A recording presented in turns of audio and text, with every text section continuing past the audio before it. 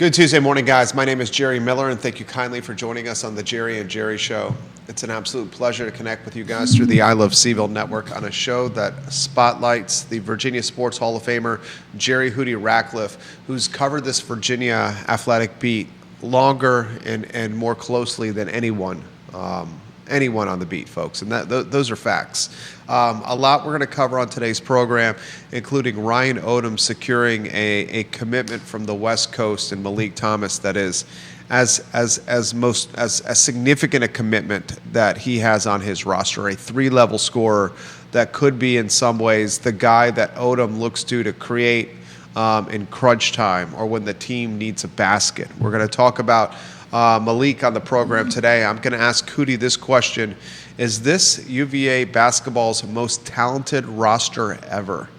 It is a United Nations type of roster. It's a transfer portal roster. It's a roster that, is not deep in eligibility, but it's a roster that can win out of the gates in year one, which is paramount for Virginia, which is extremely important with the athletic department as it rolls out its new licensing plan where it basically asks fans for more money for their seats at the John Paul Jones Arena.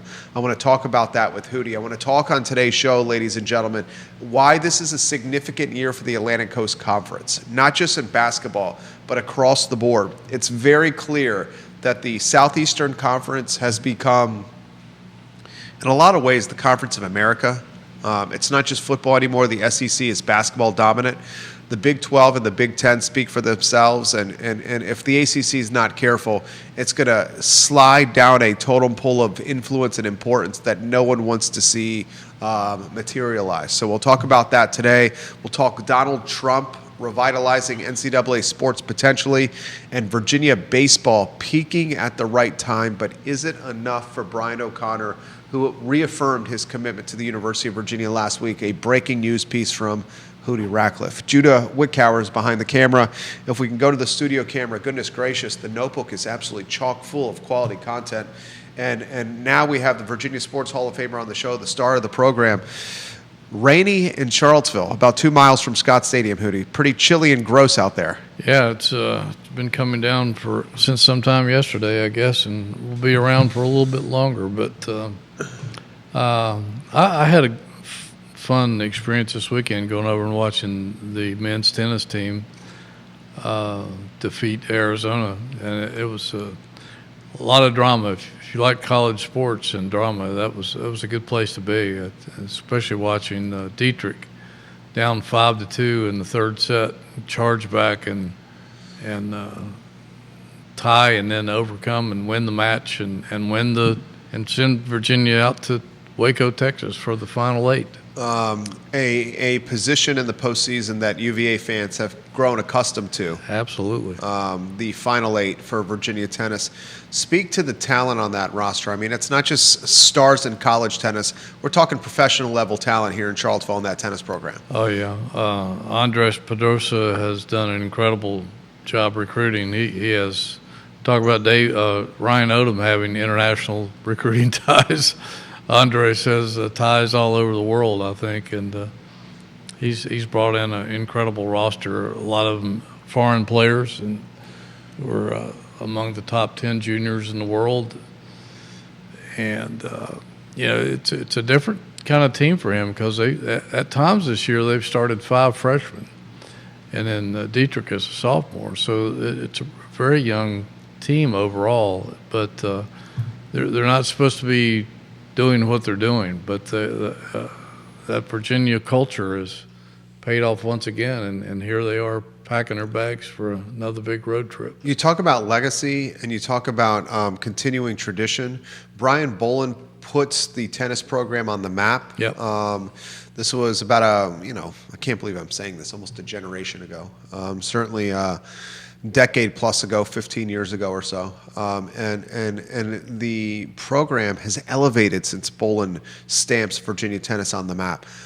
What do you attribute this to? Do you attribute it to the facility? Do you attribute it to a commitment from the athletic department to non-revenue sports? I mean, golf and tennis in the spring are some of the best programs in the nation. Yeah.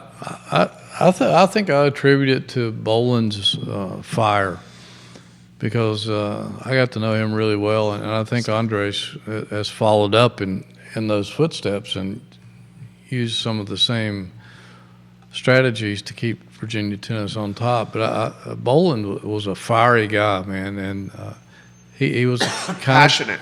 Extremely passionate, and he was the kind of guy that would not take no for an answer. You just couldn't tell him no. He would keep coming at you at different angles until he got what he wanted. And he, I mean, you look at it, the facilities weren't that good back when he started building things, and there wasn't a tremendous commitment to tennis, but he molded that into a dream program that he imagined and made it take shape. And now Andres has, again, followed right along with some of the same strategies, and they haven't missed a beat. Brian Boland, when he was the coach, I was working for Hootie Ratcliffe at the Daily Progress at the time. He'd send me to cover Virginia tennis with stars like Somdev Devarman and Tret Huey playing 1 and 2. Yeah. They were a fantastic doubles tandem. They were dominant with singles. That's when Georgia was a force in collegiate tennis. And I remember going to, was it the Snyder Tennis Facility? Yeah. And the Snyder Tennis Facility, I didn't know any better because I didn't really cover a ton of college tennis. But the Snyder Tennis Facility, now I look back on it, we were sitting on concrete to watch tennis matches. Like literally concrete with no cover, no shade, no concessions. And you couldn't even see some of the courts from the grandstand. Right. From the grandstands, you would be able to watch one court.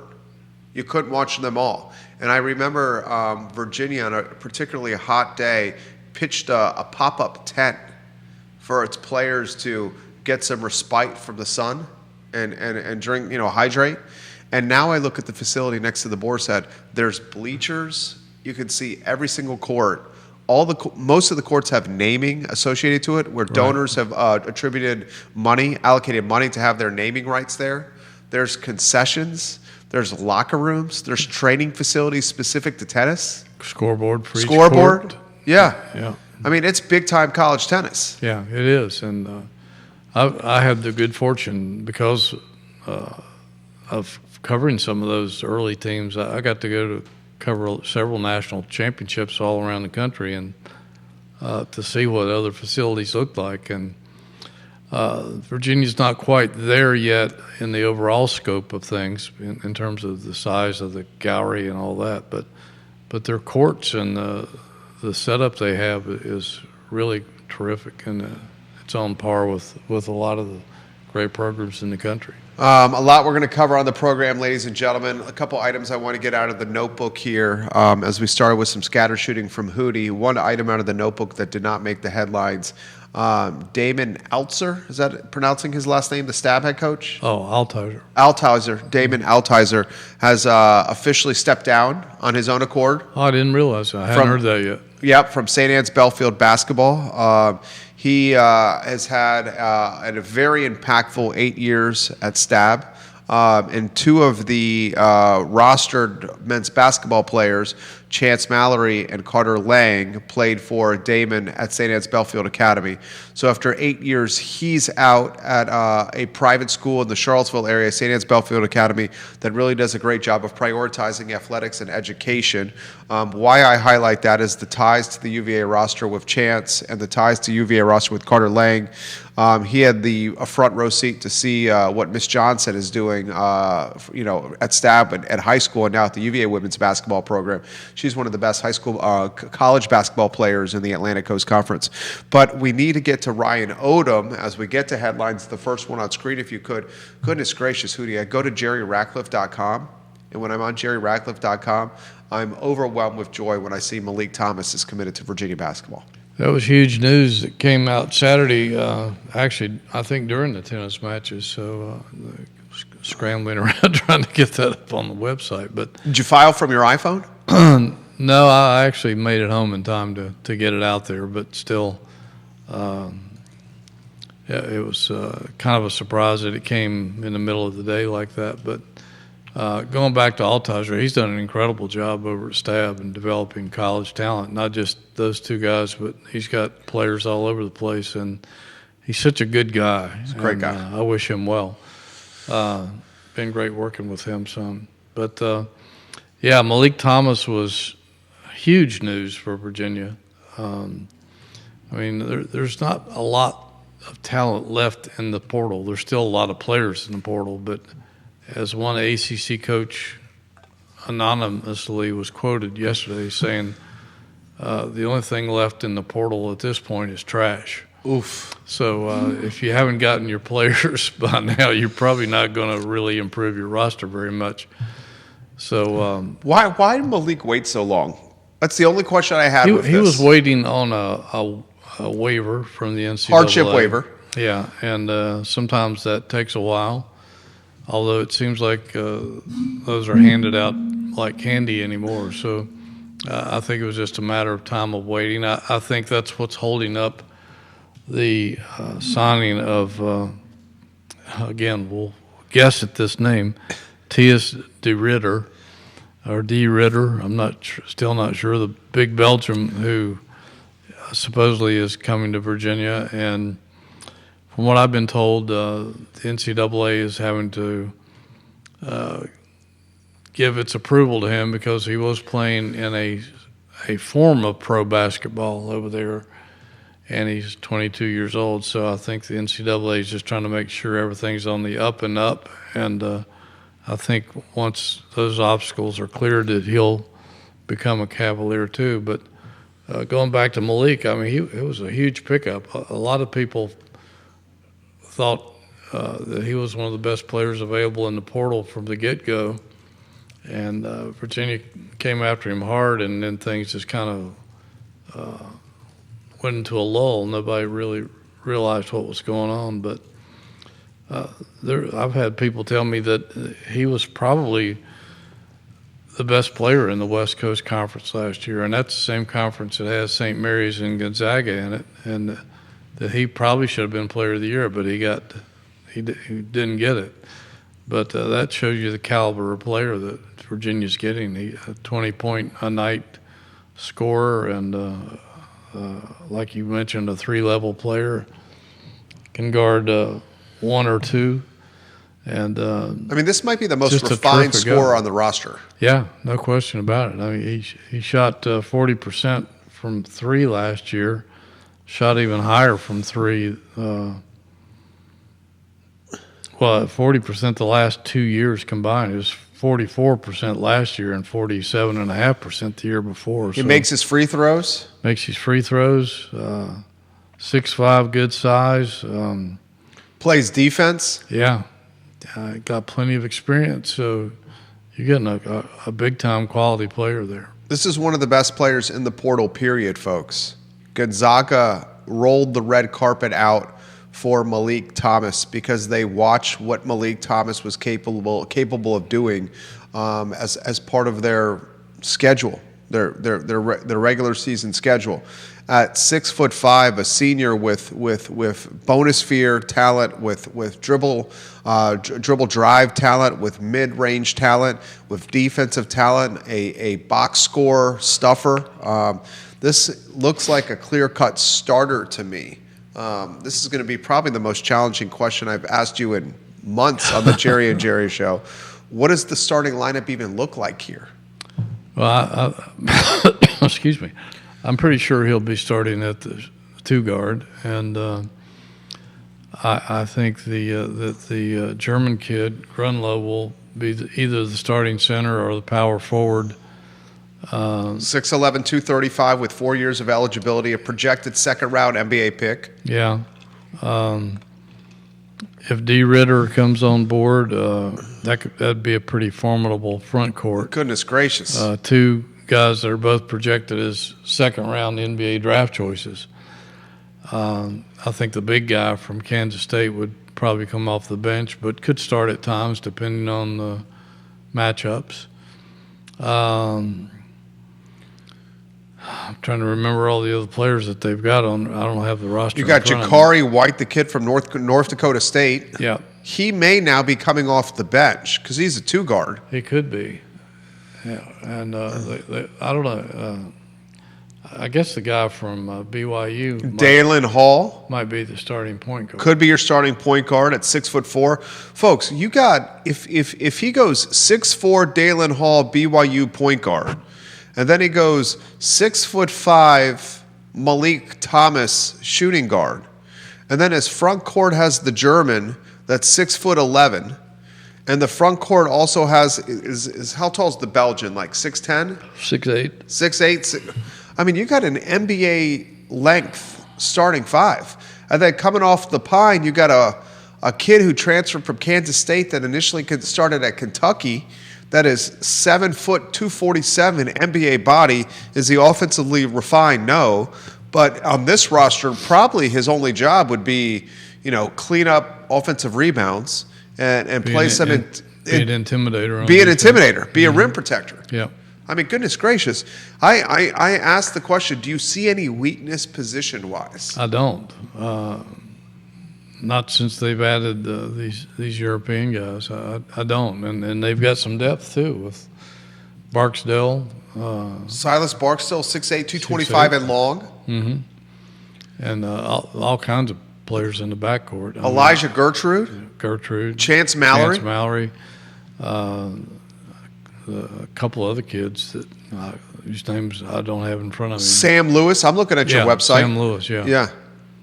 Yeah. So, they've got depth, quality depth, not just guys that they have to put in, but guys that can play, guys who can shoot, guys who can score, guys who can play some defense and get up and down the floor. And that's what Ryan Odom wants, and he's recruited magnificently to those positions. Viewers and listeners, let us know your thoughts. Twitter on Hootie's Twitter account blowing up. Rich is watching in Jefferson County, Tennessee. He's fired up for Virginia. He's fired up for football, and he says this show is absolutely awesome. He says, this is a question for you to mark down later in the program. He's got a football question for you. What do you think of the running back group this year, and who do you think gives us the best option to start? Thank you always. Thank you as always, gentlemen. We'll get to that question in a matter of moments. Yeah. I got to ask you a very challenging question here. Is this Virginia basketball's most talented roster ever? It's certainly has the potential to be. I think we're going to have to wait and see how it pans out, because we've gotten excited about some of the teams in the past, and they've fallen flat the past couple of years, and they just haven't lived up to the potential. But on paper, this looks like an incredibly talented group. And of course, the one thing that they don't have going for them that maybe like the 2019 team did is they grew up together. Yeah, chemistry. And had plenty of chemistry. They knew each other. These guys most of them probably have never met, so they're going to have to get on board in summer school. I guess that'll start next month, and they'll be playing pickup games and getting some coaching throughout the summer. But potentially, it certainly does. I mean, you got a lot of guys with potential NBA. I mean, you got ability. NBA upside across the roster. Yeah, and like you said in the early part of the show, that 2019 team had 6 players that would eventually see time in the NBA. That's my most talented roster ever. I don't know that there's ever been a Virginia That's my question team for you. that has had that kind of talent on it. I mean, there certainly has been some great players here throughout the years, a lot of NBA players, but nothing that could match sending 6 guys to eventually suit up in the NBA. And play. And play. And then some of them have even starred. Some of them are on $80 million plus contracts, DeAndre Hunter. And some of them, and Ty Jerome, finished in, second or third place in 6th Man of the Year voting. Yeah. I mean, let's talk about the 2019 National Championship roster. It's 2018, 2019. Kyle Guy, who interestingly was probably the alpha dog on that team. It's funny how the college athletics doesn't, college basketball doesn't necessarily translate to pro basketball. Kyle Guy's challenge was the height. Right. He just didn't have the size. He didn't have the size. He was extremely undersized, but for the college game, his game suited college basketball well. Kyle Guy, Ty Jerome, what a backcourt, ladies and gentlemen. DeAndre Hunter in the front court with Mamadi Diakite and Jay Huff and Braxton Key. I mean, that right there is a starting lineup and a half. And Tony Bennett likes to call it the last truly amateur college basketball program. That 2019 team. And he was right. And I remember Ron Sanchez saying this year that, that was one of the reasons he came back was to try to reacquire that kind of talent in the Virginia program. Obviously, he didn't have a lot of time to do so, but he said, he was looking back at that team specifically, and he said, or at least that era, and he said, we had NBA guys that couldn't get on the floor. And he was right. I mean, some of those guys had to wait their turn to make an impact. And, I mean, my goodness, how many teams can you say that about? If you stop and just look back at the talent on that team and what they've done since then, and that was a hell of a basketball team. That's a great basketball team. That was a great basketball team. It really was. I mean, Ty Jerome, the Ty Jerome that's playing, Ty Jerome on that national championship team was really, really good. But the Ty Jerome that's playing basketball right now is a different basketball player. Yeah. And DeAndre Hunter was really, really good. But the DeAndre Hunter that's coming off the bench for Cleveland right now is a much better basketball player. And some would say maybe the system throttled production a little bit. And perhaps some of that is true. Yeah. But you can also make the legitimate argument that the system won the national championship. And you had Kihei Clark. Right. Who ended up... Greatest pass in history of Virginia basketball. Yeah, and ended up setting some ACC records for games played and minutes played or something like that, and broke some UVA records, I think. Of course, he had an extra year to do so, but he had a great impact too, and wasn't one of those guys that made it to the NBA. Viewers and listeners, comments are coming in here. We're going to get to the football questions. James Watson's got a basketball question. He said that team that choked in the Elite Eight was pretty close talent-wise as well. Was that the Malcolm Brogdon team? 2016, yeah, that was a really good basketball team. They should have been in the Final Four, there's no question. They just fell apart, and I'll never forget that. We were in Chicago.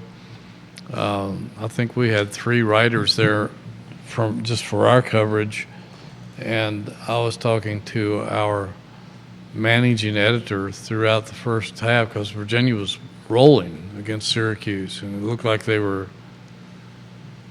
This is how convinced we were they were going to win and go to the Final Four.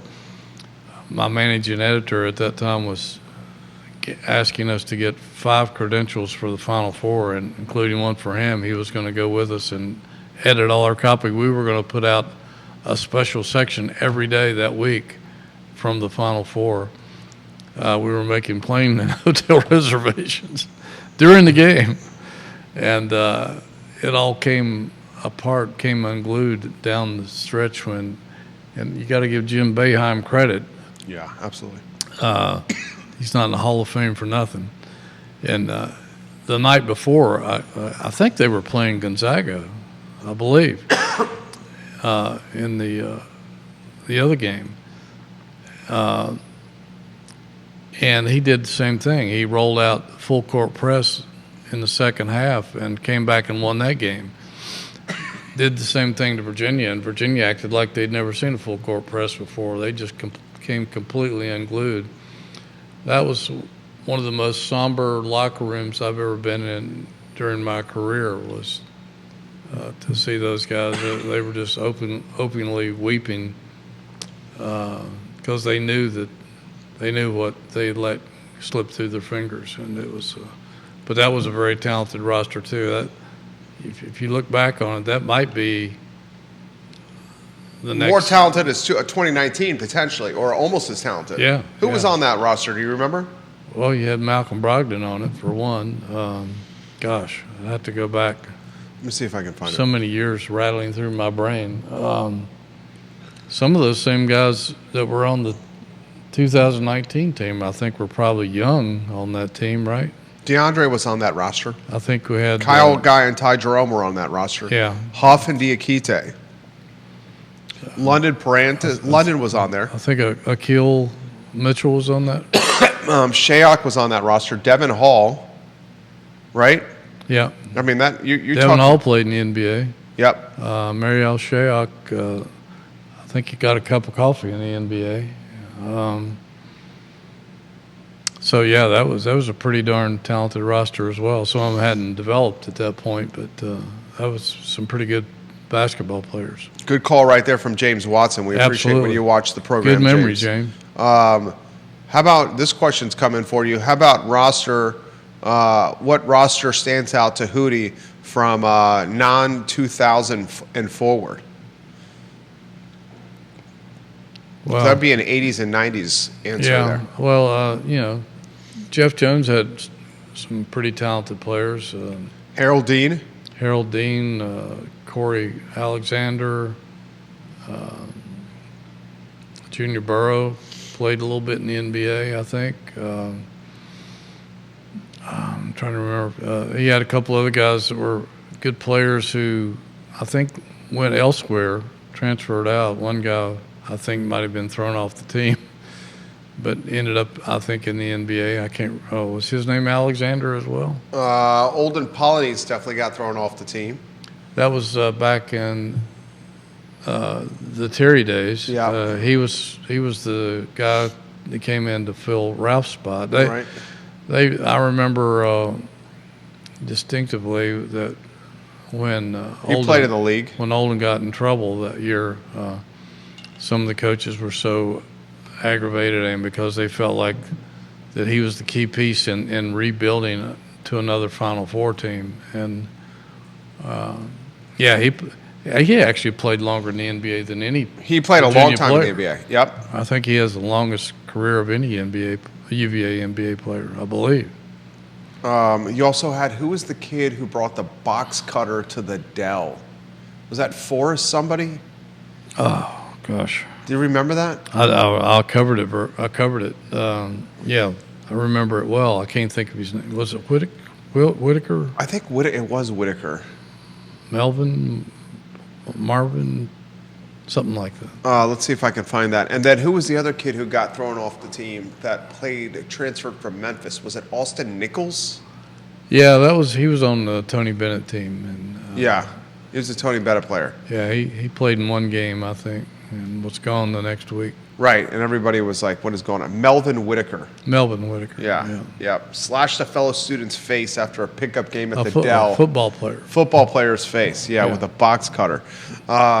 James says Curtis Staples, Melvin Whitaker. Oh, yeah. How could you forget Curtis Staples? Yeah.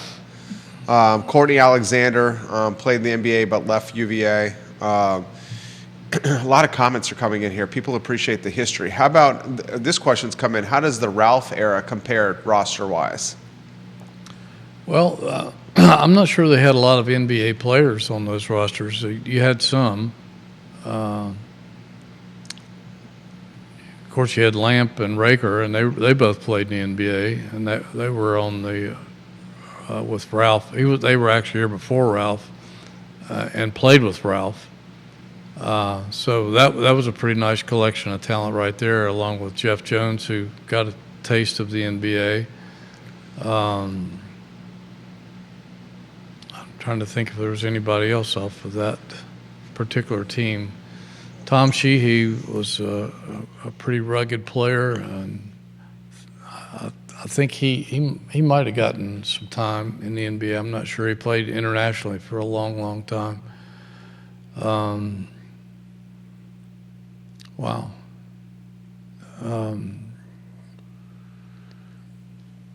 But I don't think anything can touch that 2016, 2018, or 19 rosters for overall talent. Overall talent. Put in perspective here, Wally Walker, Bill McChesney highlights.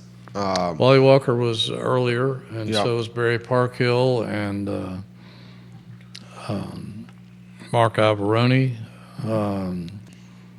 and Gus Gerard, who was highly underrated, played for a long time, and before he got in trouble with substance abuse, and he's the first who will talk to you about that. But I did a blowout on him one year, and he was such a great athlete. And I remember one of his coaches who had coached him in, I think, the ABA or something, but he said, whoever wrote White Men Can't Jump never saw Gus Gerard play, because he could out-jump just about anybody.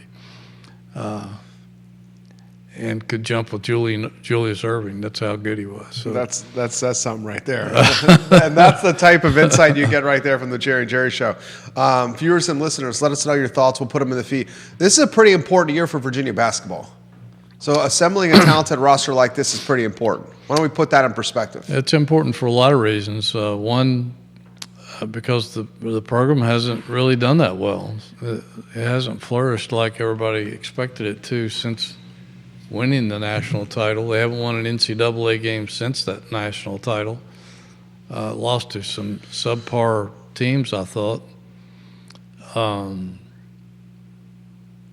Never really recruited to the level that we thought they would to take advantage of that national championship. They brought in some pretty talented players, granted, but never really reached the level that I think a lot of people had expectations for in terms of bringing in talent after talent after talent. So I think it's important in that respect to not only win, but to get back to the upper echelons of the ACC, where people are accustomed to seeing the program, get back in the NCAA tournament and actually win a tournament game. And he's going to have to do it with, all new pieces. And he's going to have to learn the ACC as well. He's coached in different leagues. And there's always an adjustment period. So everywhere he's been, he's gone to the NCAA tournament in his second year. I think a lot of people are hoping that they can get back to the NCAAs in his first year here with this kind of talent.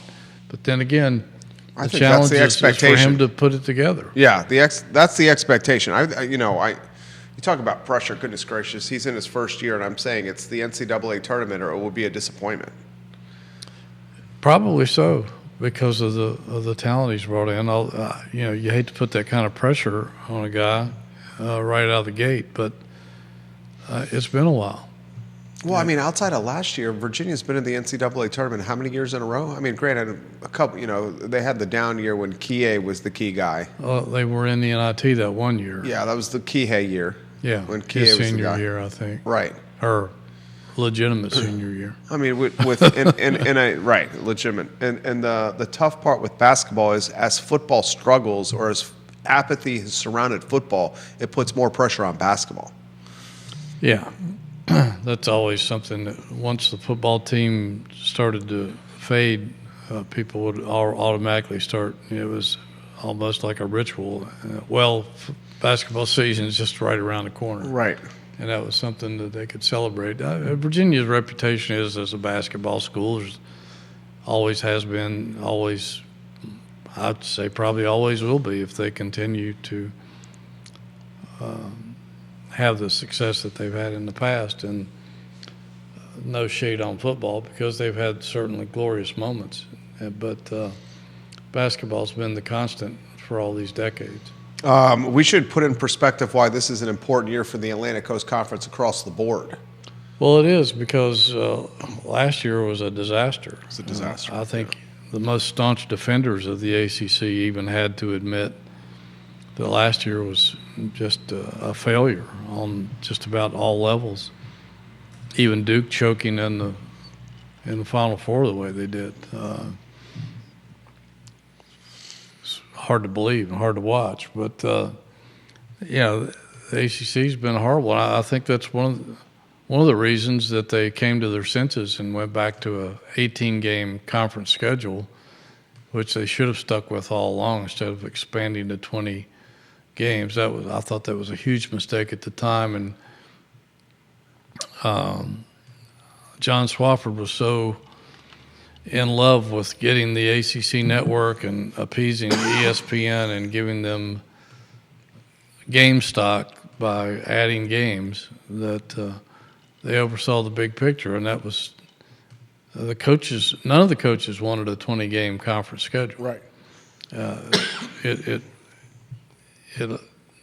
For one, they couldn't go out and schedule other non-conference. Well, a lot of schools wouldn't. Some still did, but a lot of schools shied away from adding really quality non-conference opponents because you had a 20-game league schedule, and you didn't want to overload your schedule. So a lot of them loaded up with cupcakes, and that hurts your net or RPI or whatever you want to call it.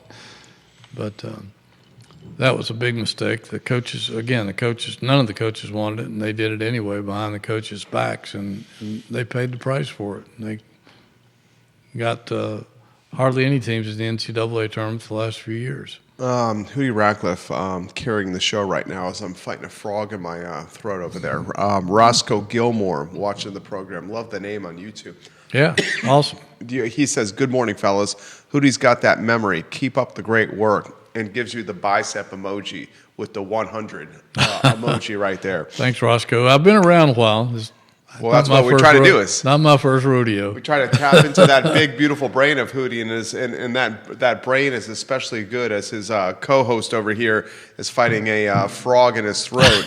It's that time of year, man. I appreciate Hootie Ratcliffe carrying the load. His shoulders are quite heavy right now. A lot of football questions on the feed here. We got a touch of the pigskin in the air. We need to get to, and I can call up the roster if you want me to, Hootie. Yeah. Rich on Twitter, one of your fans on Twitter. Yeah, he's a good guy. He's a big Virginia fan living out in Tennessee territory. Yeah, he's watching in Tennessee. He wants to talk about the running backs. Very specific question. I can get the roster called up, Hootie. Okay. How about maybe an open-ended question of some storylines that you think the viewers and listeners should be following, football-wise? Obviously, the quarterback is something to closely follow, but I think that position's pretty much determined. For me, it starts in the offensive line, and it's started in the offensive line for a number of years. Well, yeah, it's been a while. I mean, Bronco finally got the offensive line to where he wanted it, and then everybody transferred out, including an All-American who went to Michigan, and I think he's playing in the NFL right now. But that started a trend, and they couldn't hang on to offensive linemen, and the ones they did hang on to, there was so much pressure on those guys because there wasn't much playable depth behind them, and if one or two guys got banged up, which is inevitably going to happen on the offensive line, right? They were having to patchwork things together. They didn't know from one week to the next who they could count on to, and this goes on season after season after season. It shouldn't be that way this year. They've recruited quite a bit of offensive linemen.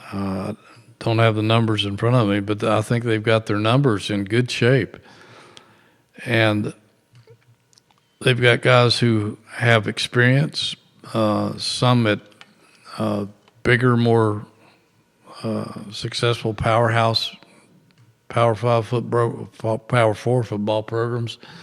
One of the things I noticed from a lot of these transfers that came in, looking at their Pro Football Focus grades, a lot of them graded out high, not only on their team but in their conference.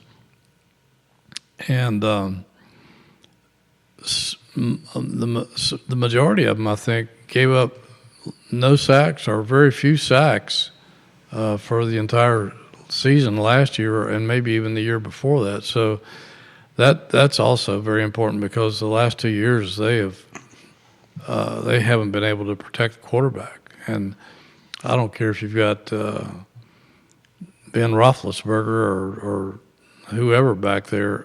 If you can't protect him, it's going to take away from his effectiveness and the whole offensive shot. So I think you're exactly right. I think the offensive line is a big story to watch this fall in training camp, and should actually be a strength for the Should team be a now. strength. Because I don't know how many times in the past we've either Bronco or Tony Elliott would mention that we just don't have the depth. Yeah, Particularly late in the season, right? When everybody's hurting, and a friend of mine who once upon a time was a defensive coordinator at another ACC school and played Virginia every year, would say, Virginia's got a lot of really good frontline talent, but they have no backup, they have no depth, and that's what kills them, because they're going up against teams that wear them down, and they can't keep up. And I think that's been a problem, and it should not be a problem this year.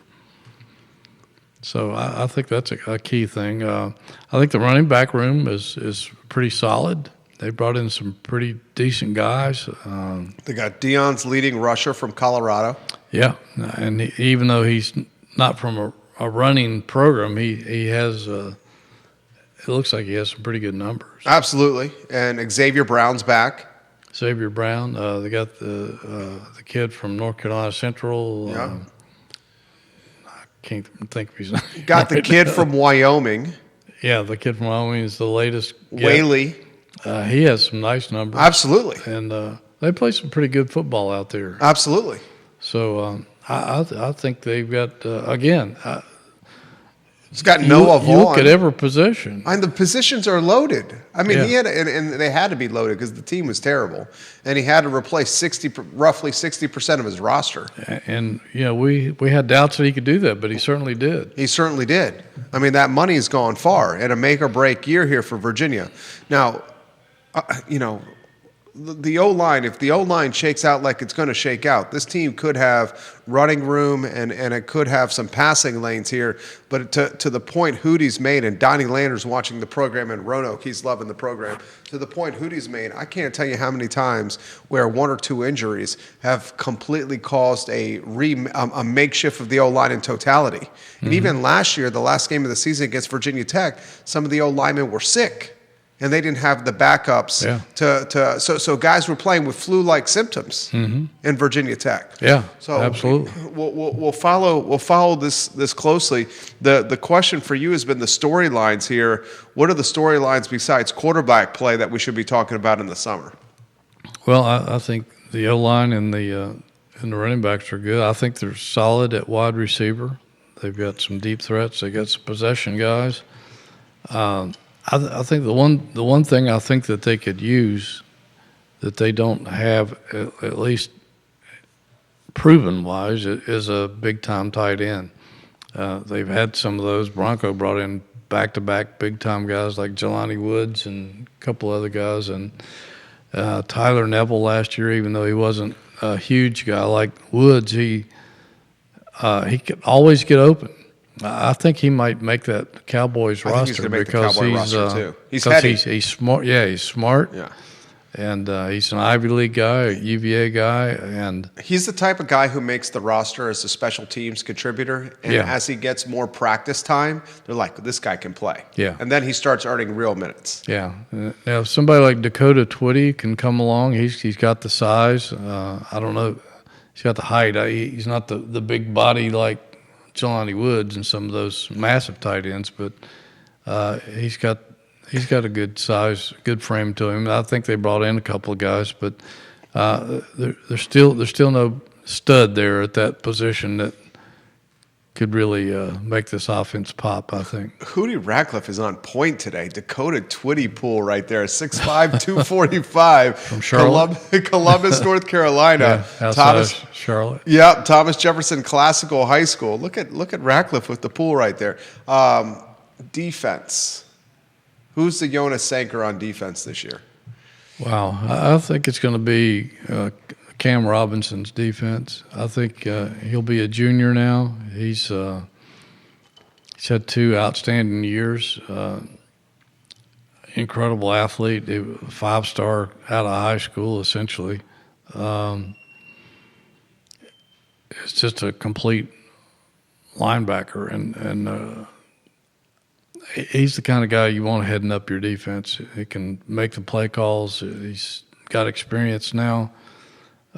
His freshman year, he was playing like a deer in the headlights, but had the raw talent. Last year, everything slowed down for him, and I think this year is going to be his breakout year where he could possibly become an all-ACC performer. And so I think he's going to be the guy that people will watch the most and be a Sanker-like guy, even though he's not at a safety but at a linebacker spot. So he might not have some of the opportunities for some of the plays that Sanker made, but I don't know. There's so many new faces on that side of the ball. It's going to be tough to tell. They lost some pretty experienced guys that had 6 and 7 years of college football. I mean, they got another guy that's coming back that's got, 6th or 7th year in Antonio Clary? I mean, goodness gracious. Yeah. That guy Clary could have a good year if he can stay healthy. If he can stay healthy. Yeah. Yeah, I mean, that guy's approaching 25 years old. Yeah, he is. Absolutely bananas over here, playing college football at 25. Interestingly, there's a similarity with football and basketball. So many new faces. Do they have time to gel, to produce? I think it's an even bigger problem for football than basketball, because basketball, they can get out there this summer and play the pickup games together and develop great chemistry. And it shouldn't take that long. Not to say that it's simple, but I think we're dealing with fewer numbers and a lot more opportunities to actually play actual basketball together, as opposed to these guys have to do like skeleton drills, 7-on-7, stuff like that in the summer, and you're not really getting to play like you are in basketball, where you're man-to-man on each other, and you're actually playing games against each other, actual action instead of just drills.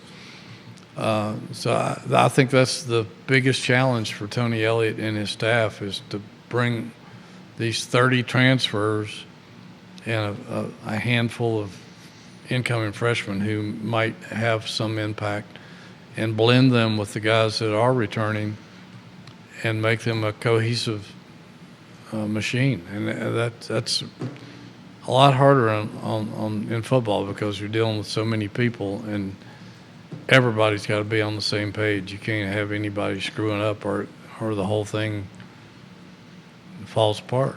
This is an interesting question, and this question's coming from South Carolina. I'm a Virginia fan through and through, but if the team struggles out of the gates, does Hootie anticipate a coaching change during the year, or is Virginia the type of school that waits to the end of the year for those type of moves? The latter. Yeah. I don't think they'll struggle out of the gates because of the schedule, but I mean, anything's possible.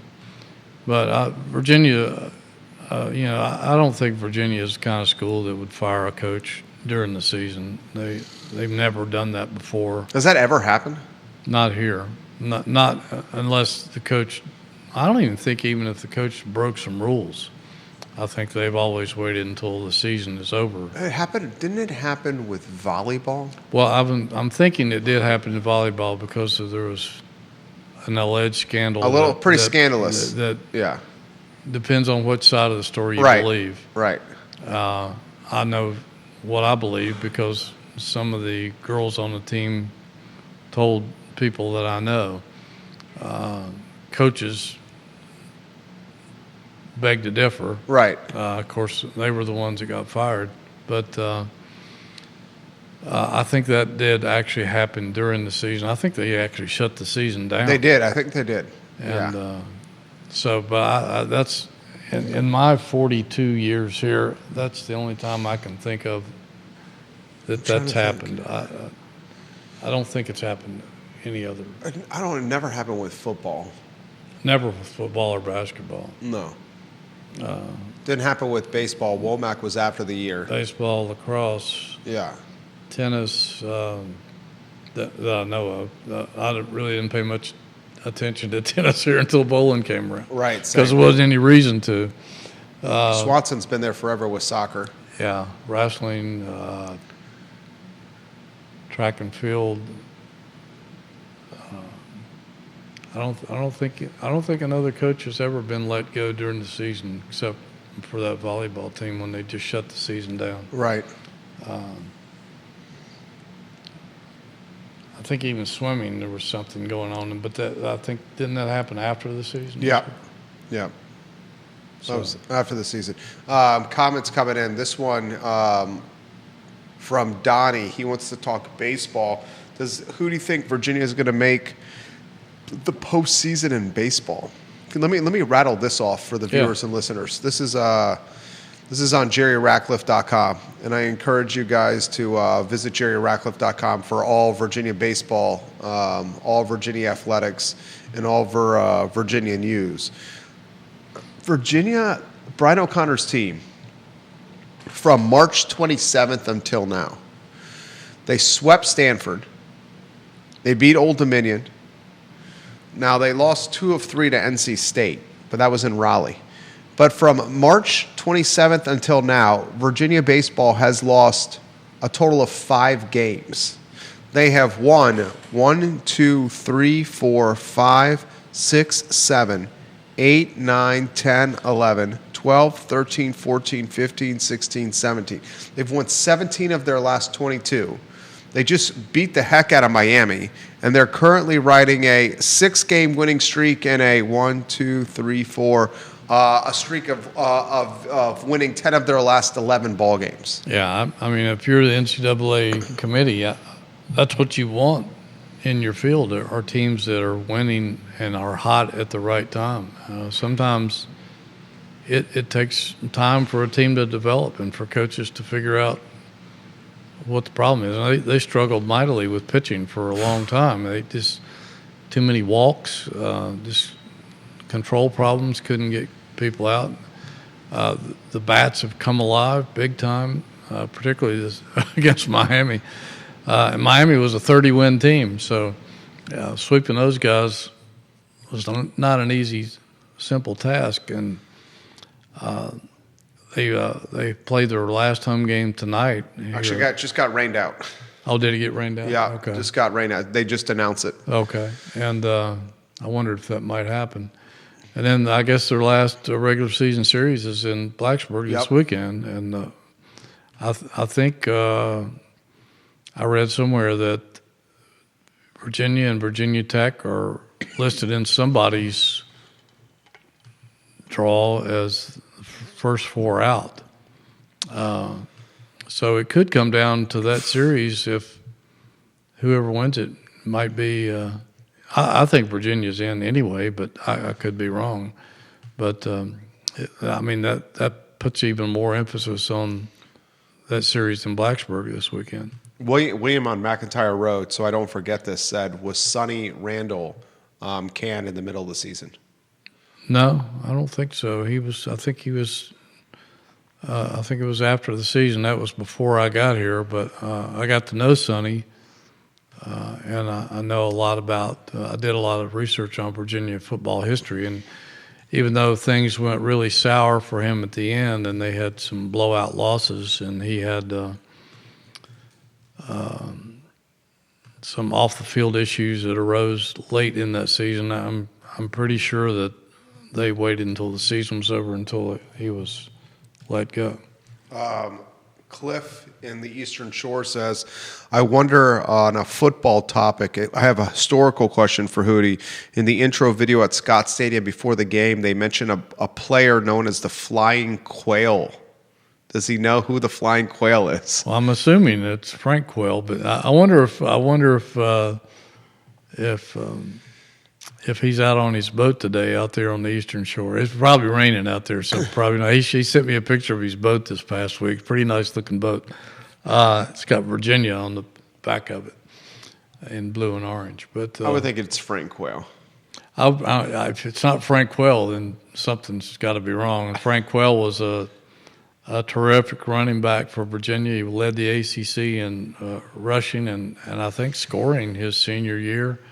Was all ACC. He was ACC Athlete of the Year, not just for football, but a great lacrosse. Well, I don't know if he's great, but he was a really good lacrosse player, and just a terrific running back. And he was one of three guys, he and Alvin Pierman and Thomas Jones, who all, if they'd had maybe one more carry the last game of their season, they probably would have broken the season rushing record.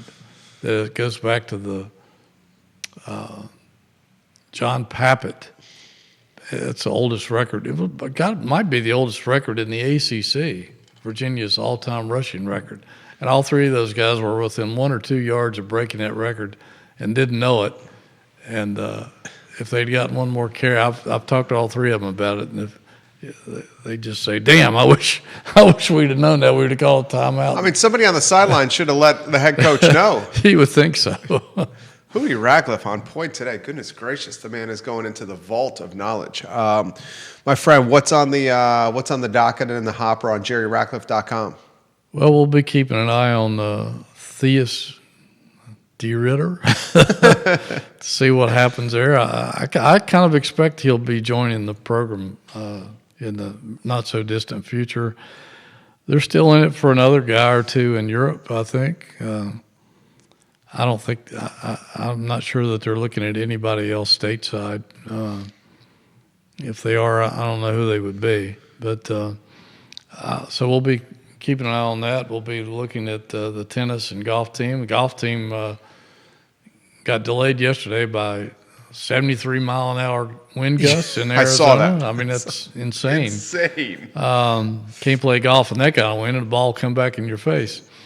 But that and baseball and the whole shooting match. A lot left to cover, guys. And before you know it, we're in training camp with Virginia football. We'll follow it all on JerryRatcliffe.com. I'm on the website every single day. Jerry Ratcliffe, guys, look at the extent of the man's knowledge. I think it was certainly showcased today as he carried the show. Judah Wickower is behind camera. He's the director and producer of the I Love CVille Network. My name is Jerry Miller. And the I Love CVille show, guys, is up at 12:30 p.m. Thank you kindly for joining us on the Jerry and Jerry show. So long, everybody. That was awesome.